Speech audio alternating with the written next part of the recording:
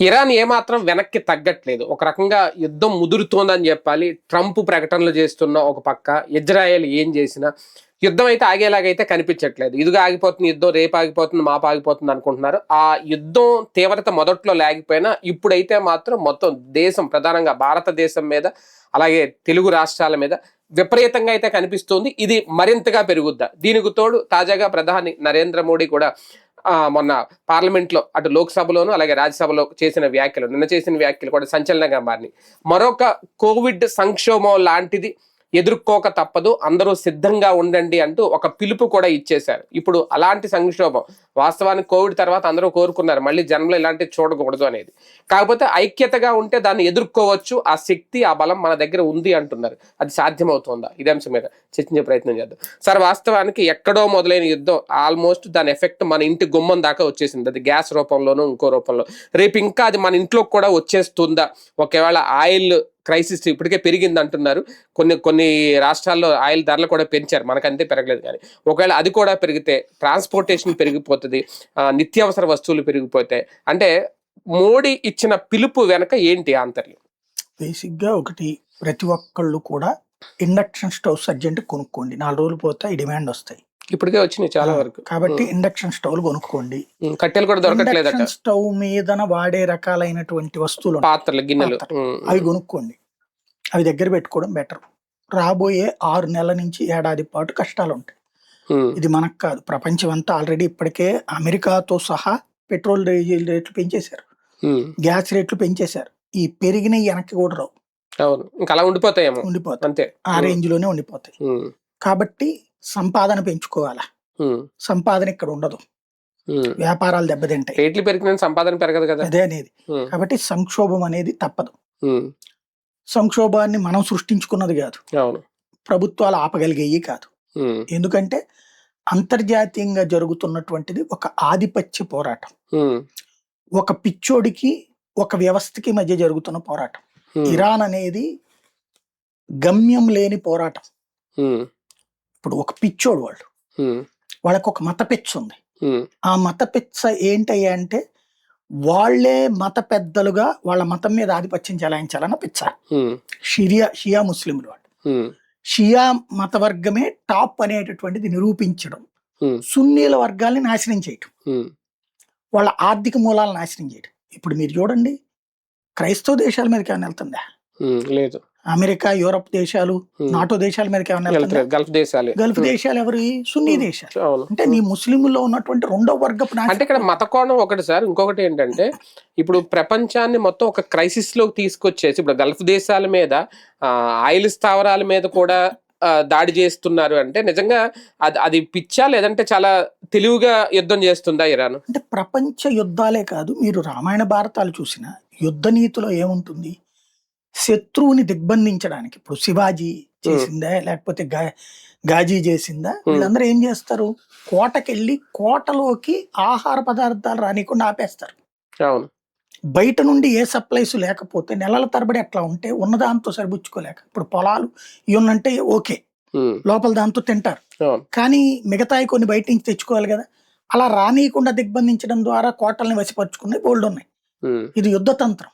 అంతేనా? యుద్ధతంత్రం, యుద్ధంలో ఇది ఒక పార్ట్, దిగ్బంధించడం అనేటటువంటి. శత్రువుని బలహీనపరచాలంటే శత్రువుకు ఉన్నటువంటి బలాన్ని దెబ్బతీయాలి. ఇప్పుడు ఇరాన్ కున్న బలం ఏంటి అంటే వాళ్ళ కొమైని, ఆ కొమైని బలాన్ని దెబ్బతీసేసింది ఇక్కడ అమెరికా, ఇజ్రాయెల్ కలిసి. ఇక్కడ జరిగిన ఒక పరిణామం ఏంటంటే, మనం లైట్ తీసుకునేటటువంటిది మనం అనేక సార్లు నేను ప్రస్తావించా, పెను ప్రపంచ యుద్ధం వైపుకి దారితీస్తుంది. ఎందుకు అంటే, ఇజ్రాయిల్ అనేటటువంటి యూదు జాతిని అంతం చేయడం కోసం ఇరాన్ 40 సంవత్సరాల నుంచి అరాచకం చేస్తుంది. 40 సంవత్సరాల నుండి ఇజ్రాయిల్ చుట్టూతా హౌతీ అనే తీవ్రవాద వ్యవస్థతో యెమెన్ మీద పడేసి ఆ ప్రభుత్వాన్ని కూలగొట్టి వీళ్ళ చేతిలో నడుస్తోంది. అది ఇరాన్ వాళ్ళ సైన్యం, ఇరాన్ తయారు చేసిన తీవ్రవాద సైన్యం హౌతీ. లెబనాన్ లో హెజ్బుల్లా అనే సైన్యం, అక్కడ ప్రజల చేత ఎన్నికైన ప్రభుత్వాన్ని కూల్చేసి వీళ్ళు నడుపుతుంటారు, దాన్ని నడిపించేది ఇరాన్. ఇటు పాలస్తీనాలో హమాస్, ప్రజల చేత ఎన్నికైన ప్రభుత్వాన్ని పక్కన పడేసి వీళ్ళు తయారు చేసిన తీవ్రవాదం. అలాగే ఇరాక్ లో అమెరికా గెలిచేసి అవతలకి వెళ్ళిపోయాక పెట్రోల్ మీద మాత్రమే అమెరికా లెక్క, మిగతా పాలనంతా కూడా లోకల్గా ఎన్నిక. ఆ లోకల్గా ఎన్నికల వ్యవహారం అంతా వెనకాల నడిపిస్తున్నది అమెరికా, ఇదే ఇరాన్. ఇస్లామిక్ రెసిస్టెన్స్ ఫోర్స్ అని, ఇస్లామిక్ జిహాదిస్ట్ ఫోర్స్ అని మొత్తం 4-5 ఉగ్రవాద సంస్థలను అక్కడ ప్రోత్సహిస్తుంది. ప్రతి ఉగ్రవాద సంస్థకి సైనిక శిక్షణ ఇచ్చింది IRGC, Islamic Revolutionary Guard Corps. సైనిక శిక్షణ ఉగ్రవాదులకు ఇచ్చింది, మిస్సైళ్ళు ఇచ్చింది, వాళ్ళకి ఆయుధాలు ఇచ్చింది. ఇచ్చి యూదు జాతి అంతమే మీ పంతం, అంతే, ఇంకేం లేదు వాళ్ళకి టార్గెట్. ఇరాన్ని ఇది ఇజ్రాయల్ని నాశనం చేయండి, గల్ఫ్ దేశాలను నాశనం చేయండి. హౌతీలు గల్ఫ్ మీద దాడి చేస్తుంటారు, ఇజ్రాయల్ మీద దాడి చేస్తుంటారు. హెజ్బుల్లా అంతే, గల్ఫ్ మీద ఇళ్ళ మీద. అంటే తన ప్రత్యర్థి అయినటువంటి సున్నీలను నాశనం చేయాలి, యూత్ జాతి అంతం చేయాలి. ఇది 40 ఏళ్ల నుండి జరుగుతుంటే వాస్తవంగా యూత్ జాతి అంటే సున్నీలకు కూడా పడదు. కానీ ఈ షియాలకు సంబంధించినటువంటి వివాదం కారణంగా వాళ్ళిద్దరూ ఇంటర్నల్ అండర్స్టాండింగ్ చేసుకున్నారు. ఇంకోటి క్రిస్టియానిటీకి ముస్లింకి పడదు కదా. కానీ క్రైస్తవ దేశాలతో ఎందుకు గల్ఫ్ దేశాలు స్నేహంగా ఉన్నాయి? ఇరాన్ వల్లనే. ఒక్క ఇరాన్ అనేటటువంటి భూతం ఈ ప్రపంచానికి ఓ పెద్ద శాపం. దాన్ని లైట్ తీసుకున్నారు వీళ్ళు. నేను శాంక్షన్స్ పెట్టాను కాబట్టి ఏం కాదులే అనుకుంది అమెరికా. అదే సందర్భంలో మాకు వెనకాల ఇజ్రాయల్ ఉంది కదా, మా వెనకాల అమెరికా ఉంది కదా, మనందరం బాగా డబ్బులు సంపాదించుకున్నాం కదా, ఏం కాదు అనుకున్నది గల్ఫ్ దేశం.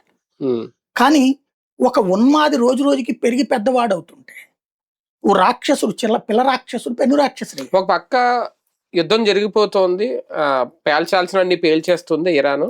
ఓకే, వాళ్ళకి వెనక హెజ్బుల్లానో లేదంటే తీవ్రవాద సంస్థల బలం ఉందా లేదని ఓపెన్ గా అన్న తెలిసిందే. ట్రంప్ మాత్రం ఇంకా ఏదో ఓకదంపుడు హెచ్చరికలు మాత్రమే చేస్తున్నారు. ఒకవేళ సీరియస్ గా రంగంలో దిక్కితే ఇరాన్ ఆగదా? ఎంతసేపు అండి, 2 బాంబులు వేస్తే బూడిదైపోద్ది. ప్రజల్ని చంపకూడదు. ఇప్పుడు అమెరికాకి స్టిల్ నో కొన్ని థిక్స్ ఫాలో అవుతుంది. అమెరికా మీకు లీడర్లను లేపేసింది, ప్రజల ప్రాణాలు తీలా. మీరు ఇరాను ఇజ్రాయెల్లో ప్రజల ప్రాణాలు తీస్తుంది, గల్ఫ్లో ప్రజల ప్రాణాలు తీస్తుంది. కానీ అమెరికా అట్లా ప్రజల ప్రాణాలు తీసినా వెంటనే సారీ చెప్తుంది. మొన్న పిల్లల మీద జరిగింది, దానికి సంబంధించిన కారణాలు చెప్తుంది. ఎంక్వైరీ కూడా నిజంగా అనుస్థావరాలు ఉన్నాయా ఇరాన్ లో? నిజంగా వాటిని పేల్చేశారా? వాళ్ళే చెప్పారు కదా. ఇరాను అమెరికాతో చర్చల సందర్భంగా ఇచ్చిన లిస్ట్ అది. నతాంజ్ అణుక్షేత్రం, ఇఫ్సాన్ అణుక్షేత్రం, ఇస్ఫహాన్, ఇవన్నీ కూడా అణుక్షేత్రాలు వాళ్లే ఇచ్చిన లిస్టు. కాకపోతే యురేనియం శుద్ధి చేసినటువంటిది 90% శుద్ధి చేస్తే అణుబాంబు అవుతుంది. ఇప్పటికి 70% శుద్ధి చేయగలిగారు వీళ్ళు. అంతవరకు నడిచినా బానే ఉండదు. కానీ వీళ్ళు ఏమంటారు, మేము అణుబాంబు తయారు చేస్తాం, మమ్మల్ని ఆపే అధికారం ఎవరికి లేదంటారు. Yes, correct, no doubt. ఇప్పుడు మనం అణుబాంబులు తయారు చేసుకున్నాం, మనల్ని ఆపమంది.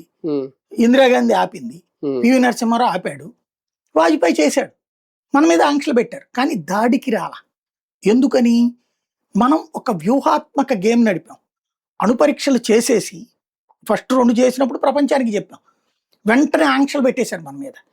పెట్టేస్తే మిగతా 3 అణు పరీక్షలు కూడా చేసి మేము ఓపెన్ గా చెప్తున్నాం, అణు శక్తిగా మమ్మల్ని మీరు గుర్తించాలా, ఎందుకు మేము ఈ అణు ప్రదర్శన చేయాల్సి వచ్చిందని మా పక్కన ఉన్న చైనాతో మాకు థ్రెట్ ఉంది. చైనాతో థ్రెట్ పెట్టుకుని అది అమెరికాకు కూడా థ్రెట్టే, యూరప్ దేశాలకు కూడా థ్రెట్టే కదా. మా పక్కనే అది పక్కలో బెల్లంలా కూర్చుంటే, నేను శక్తిహీనుడిగా కూర్చుంటే నన్ను ఎవడు గుర్తిస్తాడు? వాడితో నాకు ప్రమాదం ఉంది కాబట్టి నేను ఆయుధం పెట్టుకుంటా. ఇదే సందర్భంలో నేను ఈ ప్రపంచానికి ఒక హామీ ఇస్తున్నా, మొదటి అణుబాంబు మేము వెయ్యం. అణుబాంబులు తయారు చేసి తీరుతాం, మొదటి అణుబాంబు మేము వెయ్యం. ఫస్ట్ మా మీద పడితే ఆత్మరక్షణ కోసం మేము వేస్తాం. ఈ ముక్క చెప్పినప్పుడు భారత్ అట్లా మాట మీద నిలబడదనే దమ్ము ఒక్కడికి లేకపోయింది. ప్రపంచం నమ్ముతుంది ఆ మొక్క. భారత్ ప్రజాస్వామ్య దేశం, ధర్మాన్ని రక్షించే, ధర్మాన్ని నమ్మే దేశం. బట్ ఇరాన్ దగ్గర ధర్మం ఏంటి? శత్రు వినాశనం. ఇరాన్ దగ్గర అణుబాంబులు ఎందుకు? ఇప్పుడు భారతదేశం పాకిస్తాన్ లో ఏ తీవ్రవాద సంస్థని పెంచి పోషించదు, ఆయుధాలు ఇవ్వదు వాళ్ళకి. వాడు అడుగుతాడు బెలుచోడు మనల్ని, తెహ్రీక్ తాలిబాన్ పాకిస్తాన్ అడుగుతాడు, ఆఫ్ఘనిస్తాన్ వాడు మనం ఆయుధాలు ఇస్తే పాకిస్తాన్ బూడిచ్చేస్తానంటాడు. కానీ తీవ్రవాదిని ఎప్పుడు మనం హీరోని చెయ్యం. తీవ్రవాది పాకిస్తాన్ ప్రజలు ప్రాణాలు తీయడానికి మనం ఒప్పుకోం. పాకిస్తాన్ మన దేశంలో ఎన్ని పేలుళ్ళు సృష్టిస్తాడు. మనం అక్కడున్న అదే పాకిస్తాన్ లో ఉన్నటువంటి తిండికి గతి లేని యదవులు బోల్డ్ అంతమంది ఉన్నారు. వాడికి ఆయుధాలు ఇస్తే వాడి దేశాన్ని నాశనం చేస్తాడు. కానీ ఈ రోజు వరకు మనం తీవ్రవాదాన్ని పోషించాల.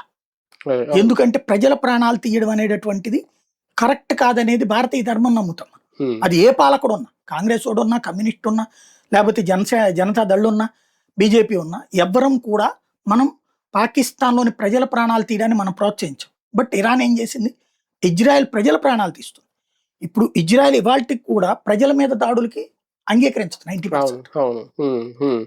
ముందు వెళ్ళిపోమని పిలుపులు ఇచ్చి మరీ చేస్తుంది అది. ఈవెన్ హమాస్ వాళ్ళ మీద దాడులప్పుడు కూడా మిమ్మల్ని అడ్డు పెట్టుకుంటున్నారు ప్రజల్ని, వాళ్ళు మీ మధ్యలో తలదాచుకుంటున్నారు, స్కూళ్లలో మీ పిల్లల్ని అడ్డు పెట్టుకుంటున్నారు, మీ పిల్లలు మీరు వృద్ధులు మహిళలు అవతలకి వెళ్ళిపోండి, మేము వాడిని వేస్తామని చెప్పి మరీ వేసి ఆ టైంలో వీళ్ళు బలవంతంగా చుట్టూ ఉంచుకోవడం వల్ల ప్రజలు చచ్చిపోయి ఉండొచ్చు, కరెక్టే. కానీ ఇంకా ఆపలేదు, అక్కడ చెప్పి చేస్తుంది. ఇక్కడ కూడా ఇప్పుడు వీళ్ళ మీద ప్రజల మీదకి వెళ్ళట్లా, అదే ఇరాన్ గల్ఫ్ లో ఉన్నటువంటి ప్రజల మీదకి వెళ్తుంది, ఇజ్రాయెల్లో ఉన్న ప్రజల మీదకి వెళ్తుంది. అలాగే వాళ్ళ చేతులు అనుభవం ఉండి ఇంకేంటి అసలు. కానీ భారతదేశ ప్రభుత్వం కూడా ఈ సంక్షోభాన్ని ఊహించలేదు. ఎందుకంటే మొదట్లో గ్యాస్ నిల్వలో నిక్షేపాలు చాలానే ఉన్నాయి, భయపడాల్సిన పని లేదని చెప్పి మొదట్లో యుద్ధం ప్రారంభమైనప్పుడు కేంద్ర ప్రభుత్వం స్వయంగా అనౌన్స్ చేసింది.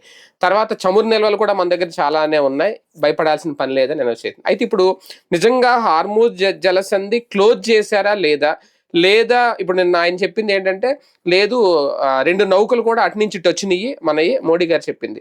అంటే ముందు నుంచి ఇలా చెప్పుకొస్తున్నారు కాబట్టి ప్రజలకు ధైర్యం చెప్పడానికి ఈ తరహా వ్యాఖ్యలు చేస్తున్నారు. ఈ క్రైసిస్ ఒక పక్క పెరుగుద్దని చెప్తున్నారు, ఒక పక్క ఇది చెప్తున్నారు, ఎలా చూడాలి? ఇక్కడ బేసిక్ గా హార్ముజ్ జలసంధిలో నుంచి బయటకి 7 షిప్లు వచ్చినాయి మనయే. అవును, కానీ అక్కడ 35 ఉన్నాయి. ఇక్కడ సమస్య ఏంటంటే ఎవరు అర్థం చేసుకోలేకపోతున్నటువంటిది, అక్కడ యుద్ధం జరుగుతుంటే షిప్పులు రావు, కదలవు. వాడు ఓపెన్ చేయడం వాడు ముయ్యడం ఒక ఎత్తు. ఇప్పుడు మనకి పెట్రోల్ కావాలా, అమ్మే దేశాల మీదనే కదా బాంబులు. మార్గం క్లోజ్ చేస్తే అసలు రావు కదా ఆ షిప్పులు కూడా, ఇంకో వైపు నుంచి తెచ్చుకుంటాం. ముందు అసలు సప్లై చేసేది ఎవడు? గల్ఫ్ దేశాలు. అవును, మరి అవే పెట్రోల్ తీయలేక చేస్తున్నాయి కదా. ఇప్పుడు ఖతార్కి సంబంధించిన గ్యాస్ లేచిపోయింది, అది 17% గ్యాస్ ఆగిపోయింది. దాన్ని రిపేర్ చేయడానికి 5 ఏళ్ళు పడుతుందట. దాని కాస్ట్ $30 బిలియన్ అవుతుందట. ఏడాదికి అడికి $20 బిలియన్ లాస్ అట. ఎన్నాడు ఎప్పుడు సెటరేట్ చేసుకోవాలా? ఈ 17% తగ్గుదల ప్రపంచానికి. ఎందుకంటే ప్రపంచానికి 45% గ్యాస్ సప్లై చేసేది ఖతార్, 45%లో 17% లేచిపోయింది. మరి ఆ వారం నీకు ప్రాబ్లం అవుతుందిగా. అట్లాగే దుబాయ్, సౌదీ అరేబియా దగ్గర ఆరామ్కో ప్రపంచంలోనే అతిపెద్దదైనటువంటి ఆయిల్ క్షేత్రం ధ్వంసమైంది. ఇరాన్లో ఉన్నటువంటి అతిపెద్ద ఆయిల్ క్షేత్రం మీద మొన్న ఇజ్రాయెల్ వాళ్ళు దాడి చేశారు, అక్కడ ధ్వంసమైంది. ఇప్పుడు ఈ ధ్వంసమైన అంటే ఇప్పుడు మీకు ఇక్కడ గ్యాస్ది మొన్న వచ్చింది బ్లోఅవుట్, అది మూసేసాం కదా.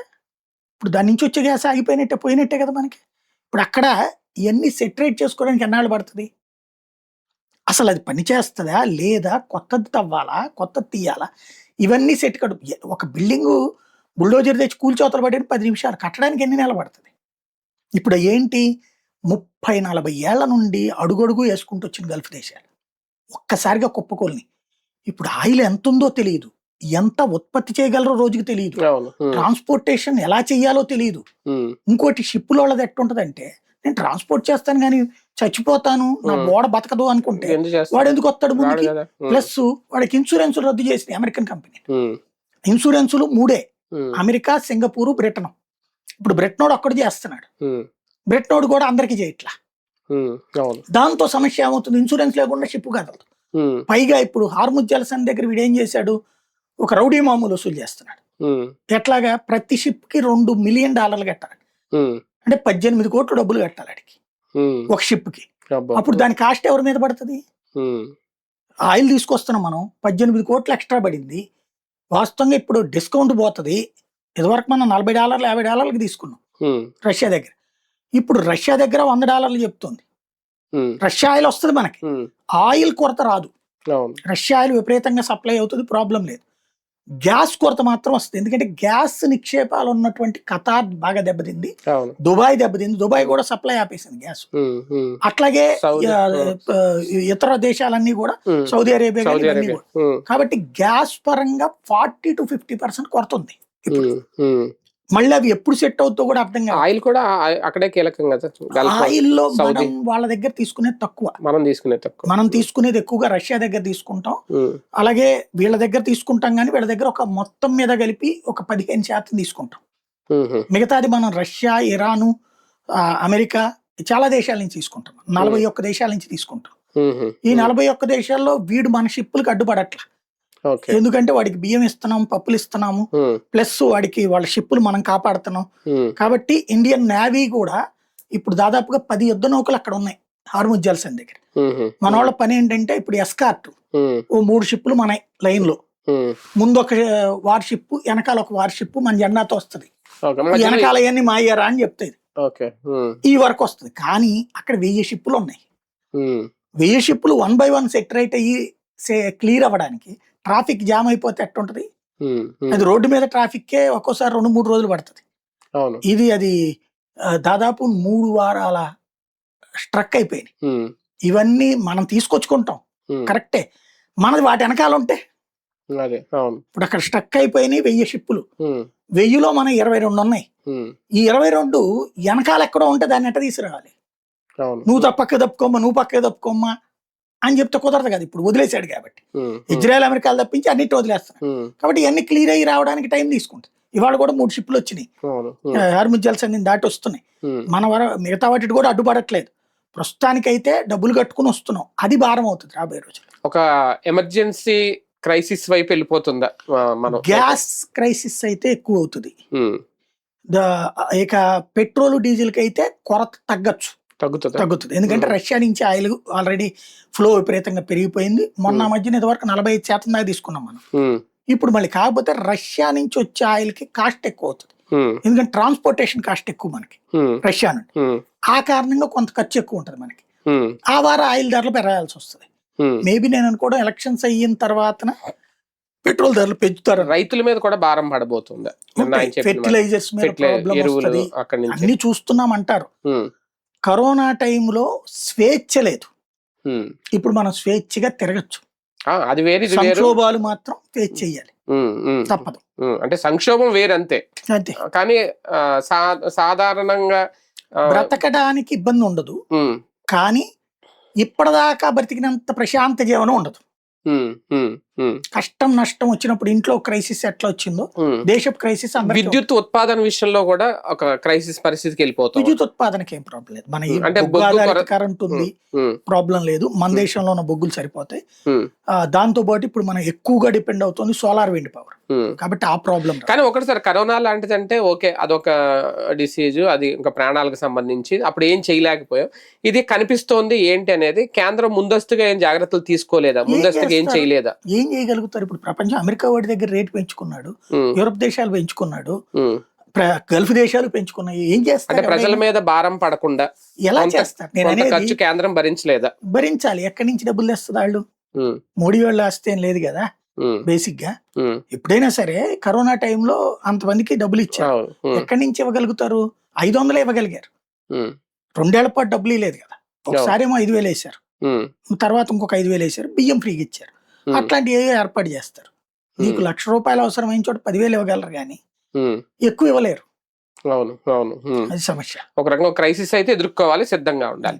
రైట్, చూద్దాం. మొత్తానికి ఇరాన్ యుద్ధం కదా, మనకేం జరుగుద్దిలే అని ముందు అనుకున్నా సరే ఇప్పుడైతే భయపడుతున్నారు. ఆ క్రైసిస్ ఆల్రెడీ చూస్తున్నాం, ఒక సంక్షోభం వైపు అయితే వెళ్ళిపోతున్నాం. ఇదే మోడీ చెప్పింది. కాకపోతే అందరూ కలిసి గట్టిగా ఉంటే ఎదుర్కోవచ్చు, ఇందుకు సిద్ధం కండి అంటూ ఒక పిలుపునైతే ఇచ్చారు.